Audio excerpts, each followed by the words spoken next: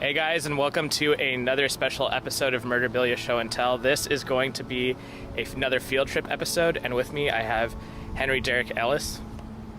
And we are going to be going all around LA, checking out different true crime spots, doing some dark tourism, so come with us.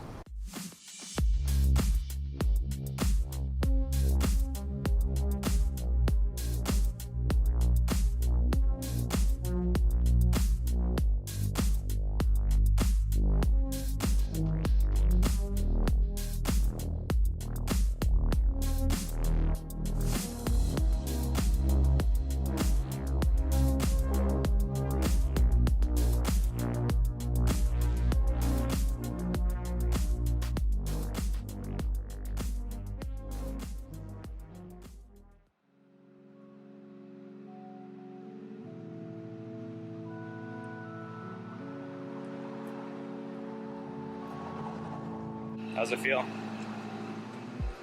I kind of just want to get in there. I want to I don't want to be that guy, obviously, but it's just like, I want to be as close to the chaos as humanly possible. Yeah. It's probably not happening tonight. So we're right in front of an auto shop that was owned by one of the cousins of the Hillside Stranglers. The Hillside Stranglers were two cousins who collectively would abduct women and rape and murder them, and then dump their bodies along hillsides around Los Angeles. And this is where they would take their victims and do what they would do to them. And it's pretty dark because it's still operating, and I'm sure people who come here to get their cars serviced have no idea that what went on here or anything like that. I wonder if the employees know, though. I would love to talk to them and ask them, and I'm sure that at some point, they've had people poke around here, I'm very interested to know, like, if they have any idea of the history. I know, it's wild. In Los Angeles, a killer the police are calling the Hillside Strangler has murdered 10 young women and left their bodies on the hillsides along the highways. Today, the police found another, number 11, they think. Two young paper boys discovered what appeared to be the latest victim. The body had been dumped 15 feet down an embankment in a residential neighborhood. The victim was a woman, about 20 years old, and the body was nude. There have been enough bodies found over a wide enough area to strongly suggest more than one killer, but police say they really don't know. This is probably like the most ghostly, like, fucking body shop I've ever seen. There's like one car and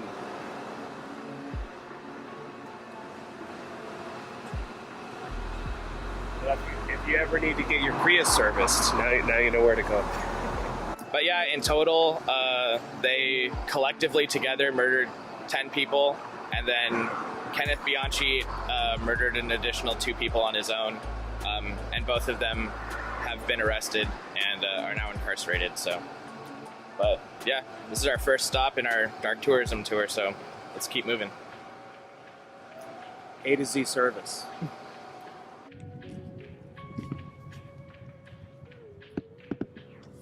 So what got you into true crime?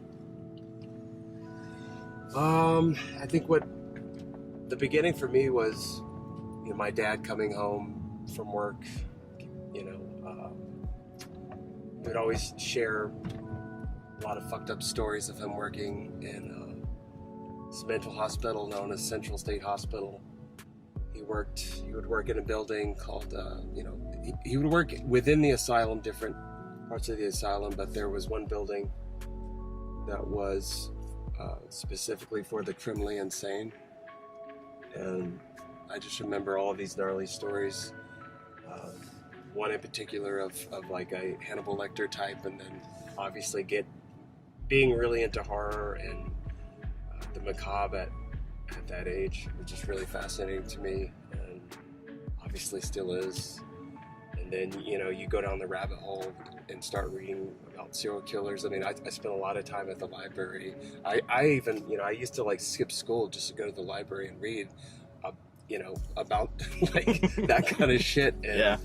I know it sounds silly, but that was kind of like my education.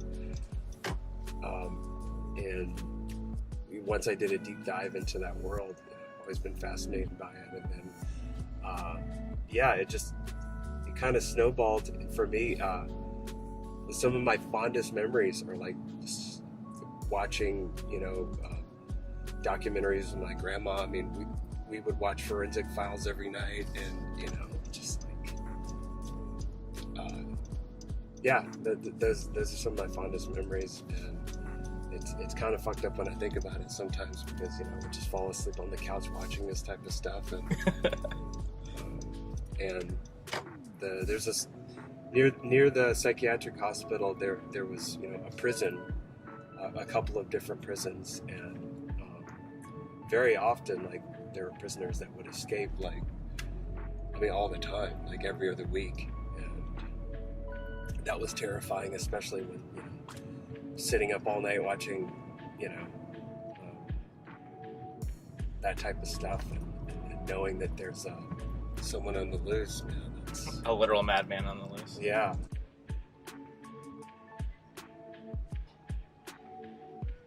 What sucks in a way is, like, you can tell, obviously, like, anytime the windows are boarded up with plywood, that it's been vandalized to some degree, so that really sucks.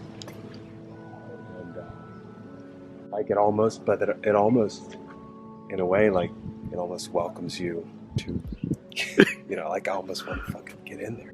So we're in Griffith Park, and we're standing in front of the Los Feliz murder house, where in 1959, a cardiologist infamously bludgeoned his wife to death and then attempted to murder one of his 3 children before ultimately committing suicide himself. And this place they've tried to sell several times since then, but ultimately, and I think it's had different owners, but now it's vacant and abandoned. So we're going to go up and give it a closer look. Los Feliz home, notorious for a brutal murder that took place decades ago, is up for sale once again. Kick It On's Chris Holmstrom explains why buyers are interested despite the bloody past.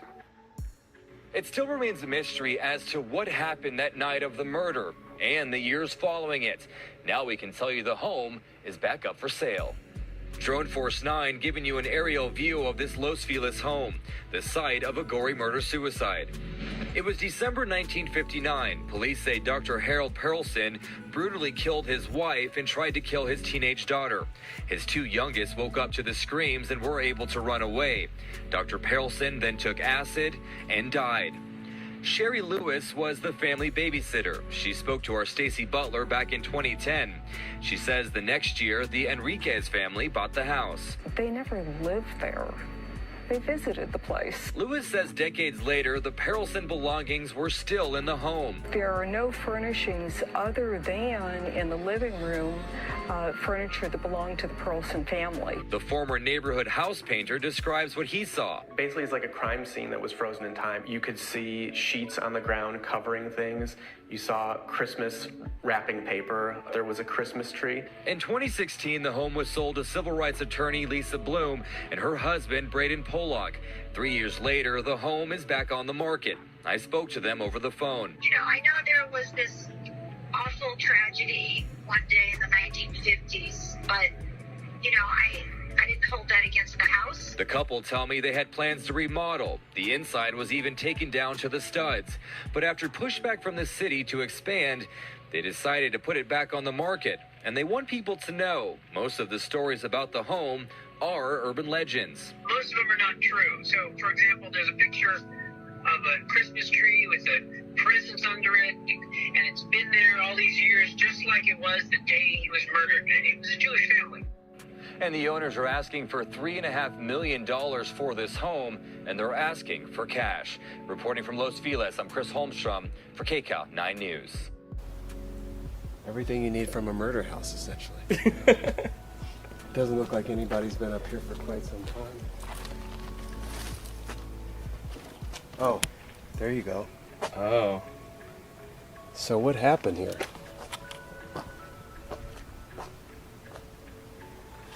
Oh, so they're going to completely rebuild, I guess. Oh. So is this what it's going to look like? Yeah, essentially. Yeah, like this gate. Like, how long has this gate been open? How long has the house been accessible? Yeah. And Yeah, it's almost too inviting. Right? I definitely think we should just have a walk up at the very least. Yeah, I'm down.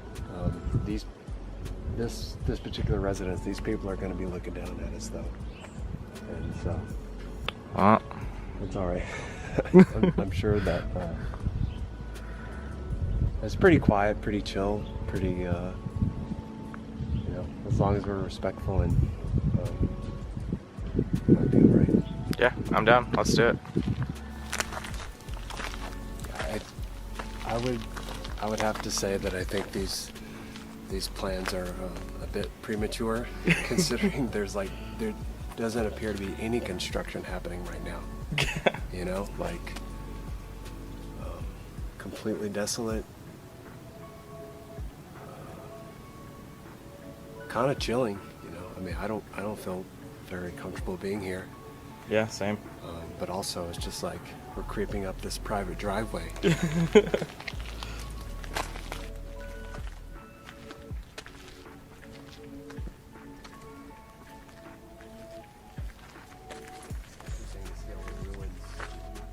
kind of want to creep around the back. I mean, I think that could be cool,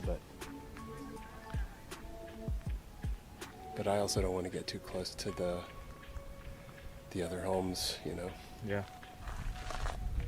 I think it's your call.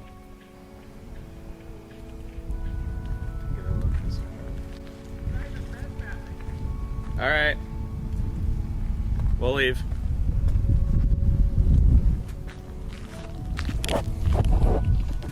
Got kicked out. Well, at least we got to check it out.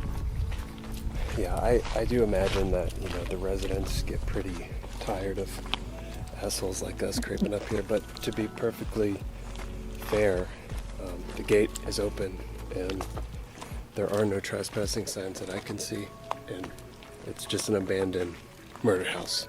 Your average abandoned murder house in beautiful Griffith Park.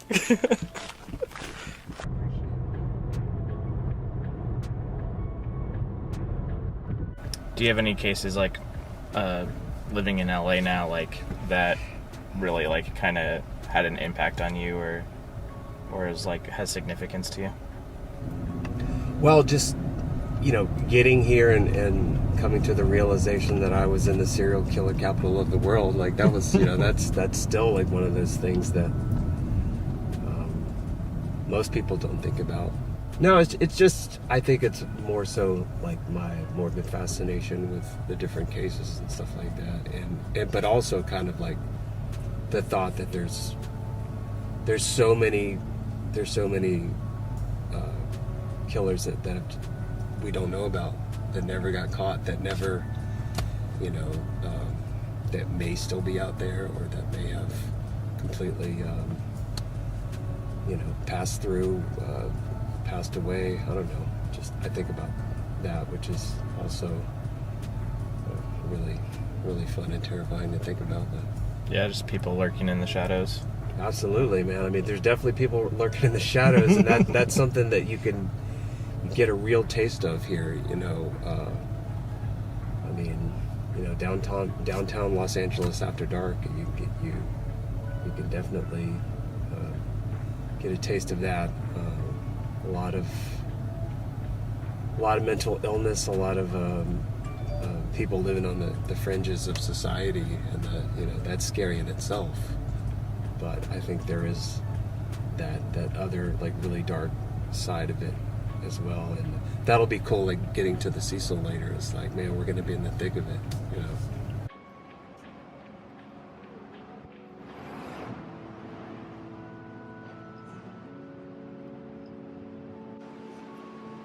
The cool thing about the Cecil is that like it's been actual home to lower income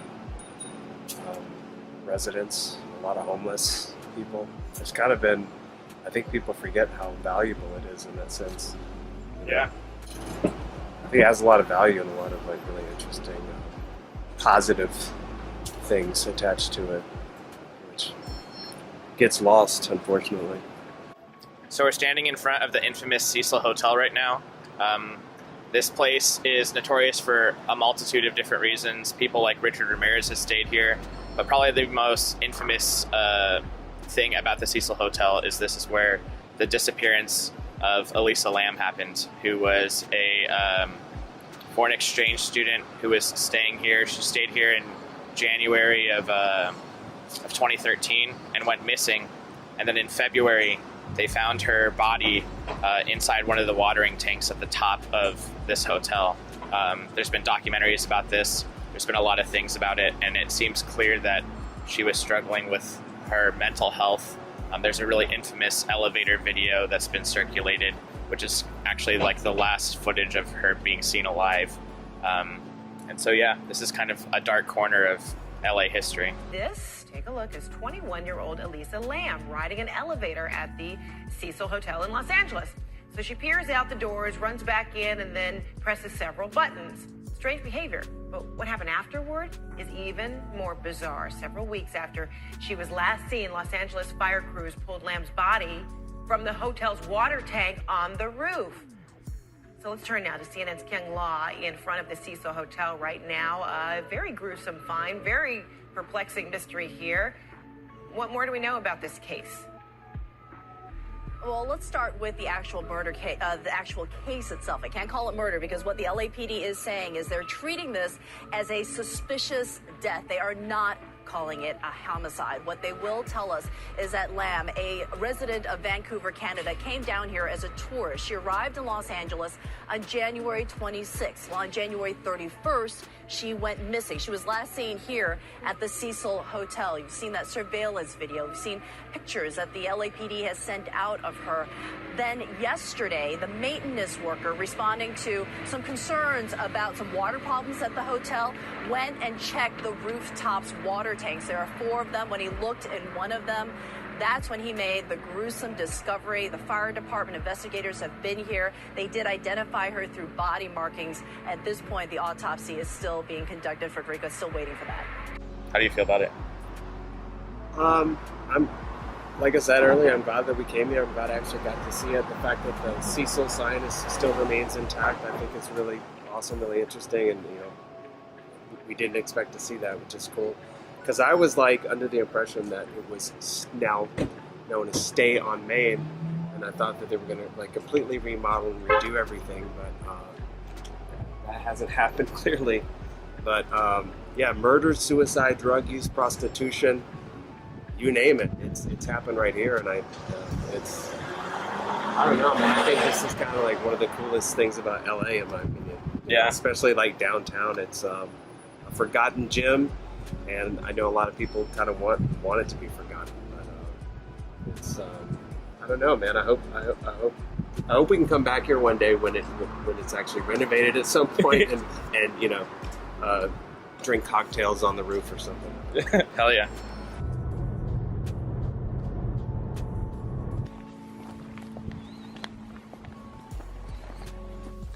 Okay. I was gonna say, I guess you could probably get some footage from this angle if you really wanted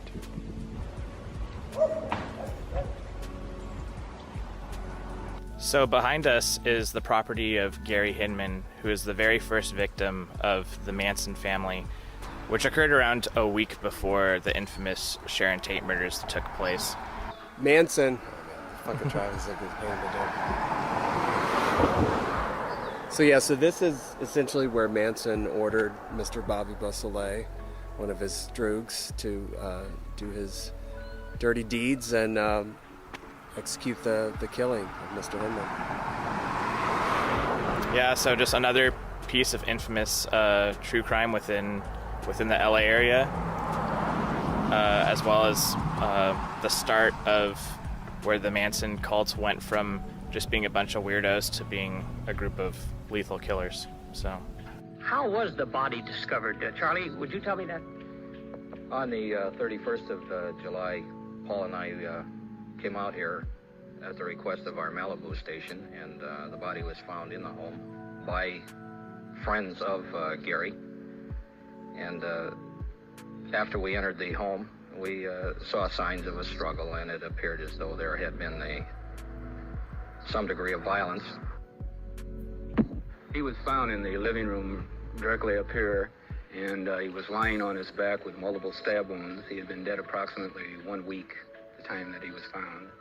Had he also been shot, or were there any signs of gunshots here at all? Yes, there was. He had not been shot. However, there is signs that there was a gun fired in the house. Perhaps during the struggle that Charlie referred to. That's correct. Thanks for tagging along in today's field trip episode. I hope you enjoyed exploring the dark corners of LA as much as we did. Before I bring this episode to an end, I'd like to announce a special giveaway that we're doing. What I have here are 2 crime scene samples that I collected during previous field trip episodes. This is lawn clippings from the home of Brenda Spencer when Taylor from Cult Collectibles and I visited. And this is crime scene soil from the Richard Speck murders when Felicia Fisher and I went to the nurses' dormitory back when I was in Chicago.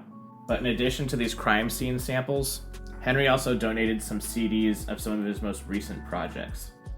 This is the album Resilience and Despair of his most recent doom metal project, Calm. And this is his solo record, The Devil Is My Friend.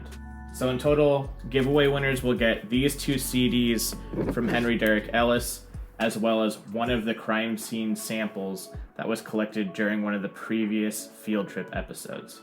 In total, there are going to be 2 possible winners chosen at the end of this giveaway. In order for you to be eligible to win, you need to be subscribed to Murderabilia Show and Tell, and you need to leave a comment on this video talking about what you think of the channel so far, what are some of your favorite episodes, and what you'd like to see more of in the future. And I just want to say thank you for supporting this project so far, and until next time, this is Murderabilia Show and Tell.